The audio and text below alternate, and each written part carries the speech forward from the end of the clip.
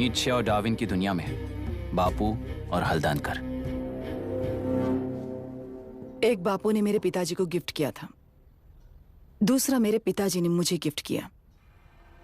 इससे ज्यादा मेरी इनके लिए और कोई वैल्यू नहीं है। प्लीज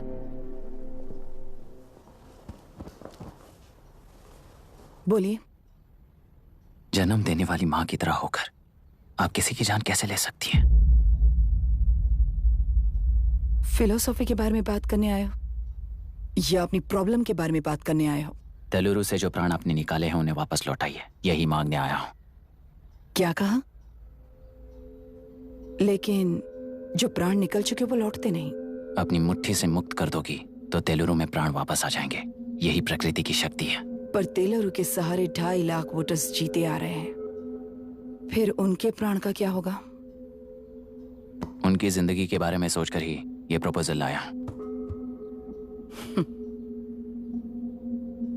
ऑपोजिशन जब पावर में था तब तो ऐसा नहीं हुआ, अब हो जाएगा ऐसा लगता है तुम्हें?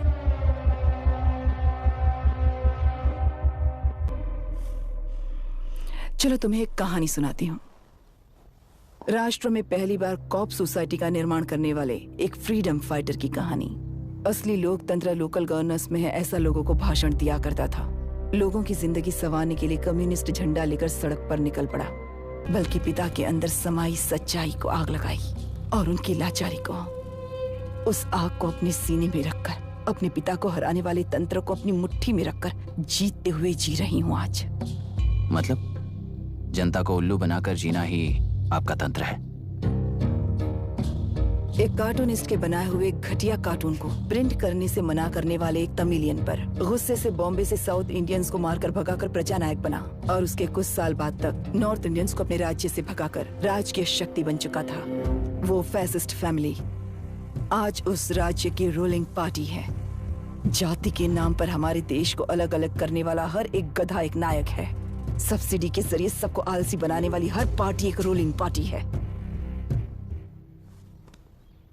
जहां अज्ञान इकट्ठा होता है वहीं धोखा पैदा होता है। कलेक्टर, मौत क्या है और जिंदगी क्या है तुम समझाओगे तब भी वो नहीं समझेंगे। तुम्हारी आंखें गंदी नदी को देख सकती हैं और मेरी आंखें पूरे मैले समुंदर को देख रही हैं। डार्विन के कहने के मुताबिक बंदर ही आगे चलकर इंसान बना है।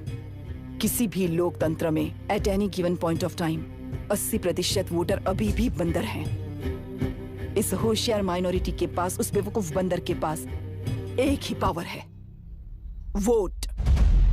और ऐसी व्यवस्था से क्या मिलेगा अराजकता के अलावा? उनमें से जो भी उस बंदर को चालाकी से सिखाएगा वही उस पिरामिड पर होगा। और इसीलिए चाहे कोई भी डेमोक्रेसी फंक्शन हो, तुम्हारा जो इशू है उस पर मेरा इक्वेशन सिंपल है। नदी के कारण बाधित हुए लोग केवल 1 लाख हैं और लाभ पाने वाले वोटर्स की संख्या 2.5 लाख है।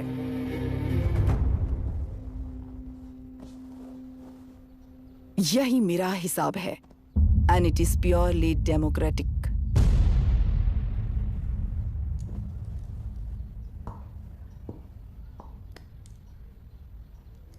इस होल थियरी में आप एक छोटा सा लॉजिक मिस कर गई मैडम। इंसान यहां से यहां तक चेंज तो हुआ है, करेक्ट है, पर इस चेंज को चलाने वाली एक शक्ति है, कॉन्शियंस, मनस्साक्षी। आज आपके सामने खड़े होकर सवाल पूछने वाला मनस्साक्षी।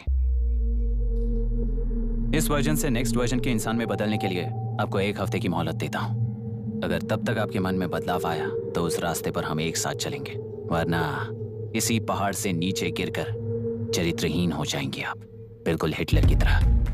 एंड बाय द वे, मेरी फिलॉसफी आपके पढ़ी हुई डार्विन नीत्शे ने ही सिखाई हुई है, पर आपको उन परिणामों की खबर नहीं है और मैं उन परिणामों को देख रहा हूं।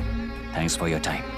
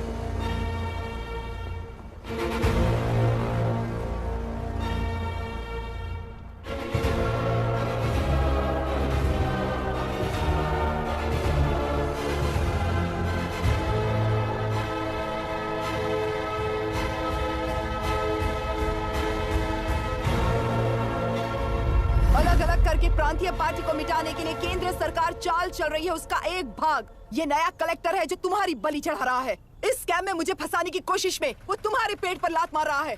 इस पल से मत्स्य गंधा फिशरीज मेरा नहीं है, तुम्हारा है। इस कंपनी में हर एक मत्स्यकार एक समान का हिस्सेदार है। विशाखावाणी जिंदाबाद, विशाखावाणी जिंदाबाद।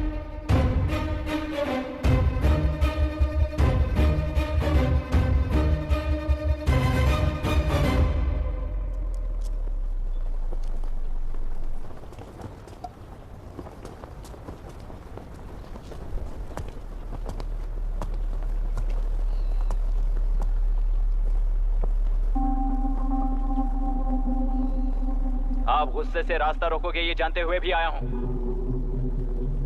क्योंकि इस नदी पर आप सभी का हक है। पर अभी भी क्या वो नदी आपकी ही है? 40 साल पहले आसानी से यहां मछलियां पकड़ रहे थे, तब तक वो नदी आपकी थी। पर जब जीवन देने वाली इस नदी को लीज पर छोड़ दिया गया, उसी दिन ये आपके हाथों से निकल गई। या फिर मुझे बताइए, आपने इससे क्या पा लिया? एक के काम पर चार खाते हुए अपनी बढ़ोतरी में आप ही अड़चन बन रहे हो। अपना आलसीपन यहां लेटा कर रखे अपने बच्चों को भी विरासत में दे रहे हो। इस बांध को टूटने से नुकसान आपका नहीं होगा, आपको इस चक्र में फंसाकर आपसे 10 गुना ज्यादा कमाने वाले इस सोसाइटी के प्रेसिडेंट्स आपसे हजारों गुना ज्यादा कमाते हुए आपके भविष्य पर सिंहासन डालकर बैठी हुई वो नियोक्ता है। आपका डर, अज्ञान, मासूमियत, विश्वास ही उसके सिंहासन के 4 पैर हैं। उस सिंहासन को बचाने के लिए, अपने गुनाहों को छिपाने के लिए आज आप सभी को उस कंपनी में भागीदार बनाया गया है, और उसका लाभ कभी भी आपको नहीं मिलेगा, यही सच है। इस नदी में क्या हो रहा है आप जानते हो, वो गलत है ये भी जानते हो, पर उस जाल से निकलकर पहाड़ देखने के लिए डरते हो। किस लिए डरते हो? आखिर किस लिए डरते हो? आलस के लिए या अन्याय के लिए? 100 साल पहले वेंगी राज साम्राज्य को बचाने के लिए ओडिशा से आए वीर हैं तुम्हारे दादा और परदादा। तुम्हारी तरह हर बात और बदलाव के लिए वो तो नहीं डर गए थे ना। एक बार डर नाम के इस बांध को तोड़ कर देखिए, तो सिंहासन के पैर टूटेंगे, इस मां की हथकड़ियां खुल जाएंगी, एलुरु में एक बार फिर जान आएगी, तुम्हारे साथ साथ उन किसानों को भी जिंदगी मिलेगी। आसानी से मछलियां पकड़ने की शक्ति आप सब में है।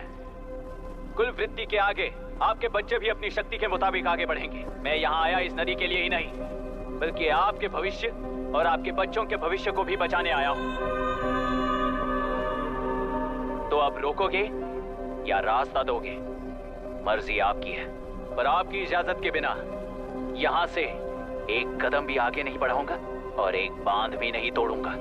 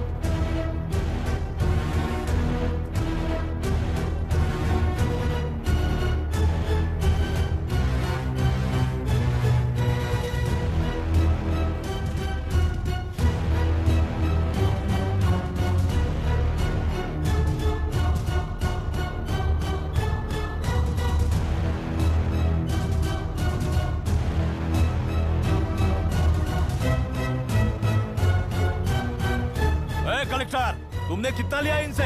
ये नदी हमसे छीन कर तुम उन लोगों को देना चाहते हो क्या? अबे घोंचो, और कितने साल तुम्हारी चलेगी? हाँ? आओ देख लेते हैं। चलो रे, मार देते हैं इन्हें, छोड़ेंगे नहीं किसी को, जान से मार देंगे।